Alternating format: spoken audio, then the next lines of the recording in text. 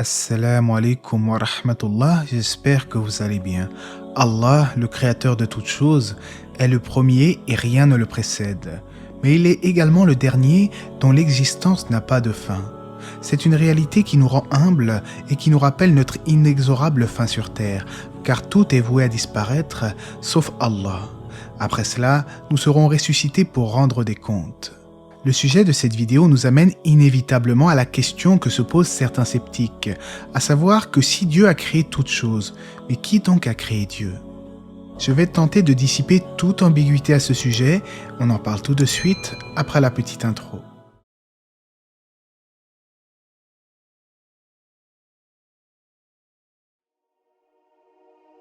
Allah dit dans le sens du verset, « C'est lui le premier et le dernier, l'apparent et le caché, et il est omniscient. » Dans ce verset, il est expliqué que Dieu précède toute chose, il n'a donc pas de commencement. De même, son existence n'a pas de fin, et le jour où tout disparaîtra, seul subsistera notre Créateur. Mais certains pourraient rétorquer, « Mais qui a créé Dieu ? Vous dites que l'univers a forcément un point de départ, alors pourquoi ne pas appliquer ce principe à celui que vous appelez le Créateur? Or, d'un point de vue rationnel, il y a un problème déjà dans la question. C'est parce que, à supposer qu'Allah aurait un Créateur, on pourrait dire « mais qui est le Créateur d'Allah ?» Et on pourrait encore dire « mais qui est le Créateur du Créateur d'Allah ?» Ces questions pourraient se poursuivre indéfiniment, ce qui est rationnellement absurde. Mais la matière, quant à elle, a forcément eu un point de départ, car elle ne peut surgir spontanément du néant métaphysique. Le temps lui-même est une création créée par l'être incréé, à savoir le Créateur. Dans le Coran, il est dit dans le sens du verset, dit « Il est Allah unique ».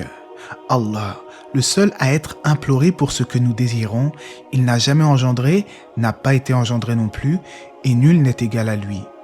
Dieu est donc intemporel et éternel, sans commencement ni fin.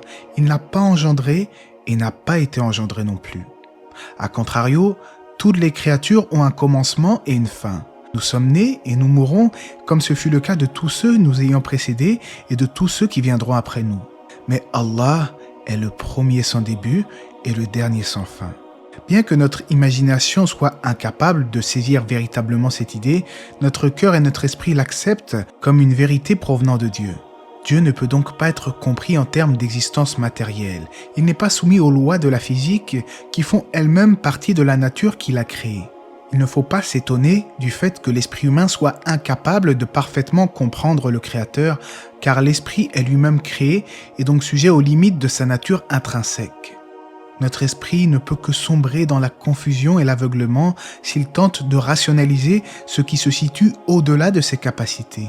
Nous devons plutôt concentrer nos efforts mentaux sur des choses que notre esprit est à peu près apte à saisir, comme par exemple l'univers qui nous entoure, et cela afin de méditer sur la grandeur de sa création. Allah nous a donné la capacité de découvrir certaines lois de la physique dans l'univers, et nous pouvons d'ailleurs exploiter ces connaissances pour le bienfait de l'humanité, mais c'est surtout une source de réflexion intarissable. Mais il faut noter que ce genre d'ambiguïté que les sceptiques propagent n'est pas nouvelle, et on pourrait même se demander quelle est l'origine de ce genre de questionnement. Eh bien, sachez que le messager d'Allah, alayhi salatu wassalam, nous a parlé de ce sujet en ces termes. Satan s'approche de l'un d'entre vous et lui demande « Qui a créé ceci? Qui a créé cela ?» jusqu'à lui dire « Qui a créé ton Seigneur ?» Quand il entend ceci, le croyant doit chercher refuge auprès d'Allah et ne pas y prêter attention. Il s'agit donc de suggestions sataniques, et le diable tente par tous les moyens d'insuffler des doutes dans l'esprit des serviteurs d'Allah. Chaque être humain a un diable qui lui est assigné et lui chuchote des pensées mauvaises, et il essaye de semer le doute dans son esprit. Mais le véritable croyant a une foi ferme en son Créateur. Il sait que l'être humain ne peut pas tout appréhender car il est lui-même limité. Prenons un petit exemple. Est-il concevable qu'un être humain puisse entendre toutes les conversations du monde entier ou même visualiser toutes les personnes vivantes sur Terre et cela de manière simultanée au même moment? C'est inimaginable, n'est-ce pas? Mais pourtant, cela n'est pas impossible pour Allah, notre Créateur. Il est dit dans le sens du verset, les regards ne peuvent l'atteindre, cependant qu'il saisit tous les regards. Il est le doux, le parfaitement connaisseur. Allah est capable de saisir tous les regards de ses créatures en même temps, subhanallah, mais cela échappe totalement à notre compréhension. Il est capable d'entendre toutes les conversations auxquelles les gens s'adonnent simultanément. Cela dépasse l'entendement car la puissance de notre Créateur est sans limite. Malgré tout, il nous a donné des éléments permettant de mieux le connaître, comme par exemple ses plus beaux noms et attributs, Al-Asma wa Sifat. En sachant qu'Allah est le premier et le dernier, nous comprenons que la meilleure chose qu'il nous reste à faire est de lui obéir dans tout ce qu'il nous a enjoint de faire. Tout ce que nous faisons pour notre Seigneur perdurera et c'est là la véritable réussite. Tous nos biens matériels finiront par disparaître, comme nous-mêmes d'ailleurs. Il est dit dans le Coran, traduction rapprochée. Tout ce qui est sur elle, la terre, doit disparaître. Seule subsistera la face de ton Seigneur, plein de majesté et de noblesse. Ce monde est donc voué à disparaître. Et lorsque nous retournerons vers notre Seigneur, seules les bonnes actions que nous avons accomplies pour lui en ce monde nous seront profitables.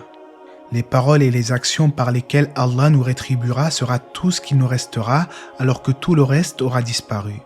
Nous devons donc faire de la satisfaction d'Allah, seul et sans associé, notre ultime priorité et garder à l'esprit la réalité de l'au-delà dans notre vie quotidienne.